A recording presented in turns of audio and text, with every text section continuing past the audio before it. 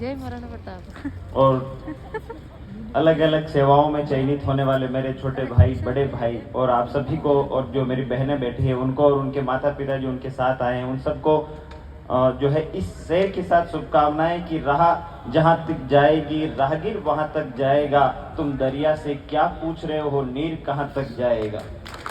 राह जहां तक जाएगी राहगीर वहां तक जाएगा, तुम दरिया से क्या पूछ रहे हो नीर कहां तक जाएगा। अरे खींच धनु की डोर निशाना साधो अपनी मंजिल पर, बाकी बाद में देखेंगे तीर कहां तक जाएगा। मैं जो है आज के ठीक 5.5 साल पहले जो है 2018 की रीट की भर्ती जो थी उसमें मुझे चयनित होने का जो है सौभाग्य मिला था। मैं जो है शुरू से ही चाहता था कि मैं टीचर की रूप में जो है सेलेक्ट हूँ, इसलिए मैंने 12th के बाद जो है बीएसटीसी की, और बीएसटीसी के दौरान भी मैंने जो यहाँ जयपुर के किशनगढ़ रेनवाल के आपके रिंगस के पास में जो है वहाँ एक कॉलेज में जो है बीएसटीसी के दौरान ही प्राइवेट टीचर के रूप में पढ़ाया। यानी मैं 17 साल की उम्र से ही जो है प्राइवेट स्कूल में पढ़ा रहा था, क्योंकि आर्थिक स्थितियां ऐसी नहीं थी। यदि मैं आपको पूरी स्टोरी अगर शुरू से सुनाऊं तो बचपन बहुत जो है उस तरह का ऐसा नहीं है कि जो है अभाव नहीं थे, लेकिन शिक्षा का जो परिवेश होता है, माहौल होता है, वो नहीं था। इसकी वजह क्या है कि मैं अपने घर का पहला 10वीं पास, पहला 12वीं पास और पहला पूरे गांव में सरकारी सेवा में चयनित होने वाला पहला व्यक्ति था।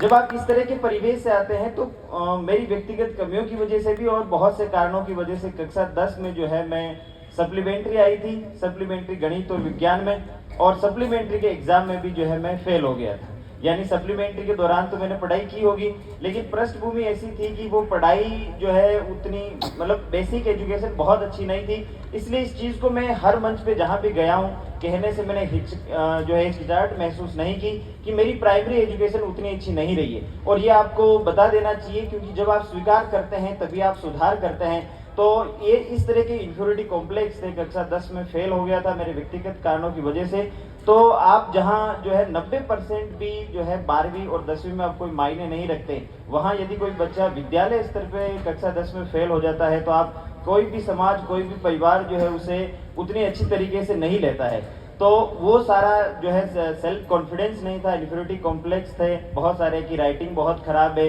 अंग्रेजी नहीं आती है, इस तरह की चीज़ें। लेकिन मेरे साथ सौभाग्य की बात जो है वो एक ये रही कि मेरे पिता ने और मेरी माँ ने मुझे जो है कक्षा 10वीं में फेल होने की वजह से कभी कोसा नहीं कि जो है तू किसी काम का नहीं है, या तुझे जो है कक्षा 10 में कौन फेल होता है भाई, इस तरह की चीज़ें जो है उन्होंने मेरे सामने कभी, पता नहीं किन कारणों की वजह से उन्होंने कभी मुझे जो है इस तरह से नहीं कहा कि तू 10वीं में फेल कैसे हो सकता है। साइड में सौभाग्यशाली रहा कि ऐसे माता पिता मिले जो कक्षा 10 में फेल होने के बाद भी मुझे मोटिवेट किया कि जो है, मैंने उनको कहा था कि मैं ओपन से 10वीं पढ़ लेता हूँ, पिताजी दुकान करते थे छोटी, तो उन्होंने कहा कि नहीं, ओपन से 10वीं फेल कर 10वीं जो है में पढ़ना, 12वीं में ओपन से पढ़ने का मतलब है कि नहीं पढ़ना, यानी विद्यालय का छूटना एक बच्चे के बचपन का खत्म हो जाना होता है। ये शायद उन्हें एहसास था, और उन्होंने मुझे एक समय एक शब्द कहा था कि ये दुकानें, ये जो है काम धंधे मैंने बहुत किए हैं, तुझे जो है ये काम नहीं करना है और तुझे पढ़ना है। शायद उस प्रेरणा की वजह से जब मैंने सेलेक्ट भी हुआ था और मीडिया में भी बताया था, मैंने कहा कि कक्षा 10 में वापस में पढ़ पाया,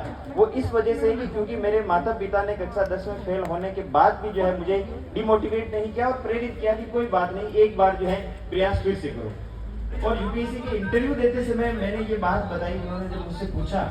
कि आपके जीवन का वो कौन सा टर्निंग पॉइंट है जब आप सोचते हैं कि आपके साथ गलत हुआ, लेकिन अब आप मुड़ के देखते हैं तो लगता है कि वो अगर नहीं होता तो आज मैं यहाँ नहीं हो पाता। तो फिर मैंने वहाँ भी ये चीज़ बताई थी कि सर कक्षा 10 में, हालांकि मेरे मन में ये संकोच भी था कि यदि इनको मैं बताऊंगा कि मैं 10वीं में फेल हो रखा हूँ, तो यहाँ तो आईआईटी से आने वाले बच्चे कोई डीयू से पढ़ के आया है, कोई जेएनयू से पढ़ के आया है, पता नहीं किस तरह से मुझे नेगेटिवली लें।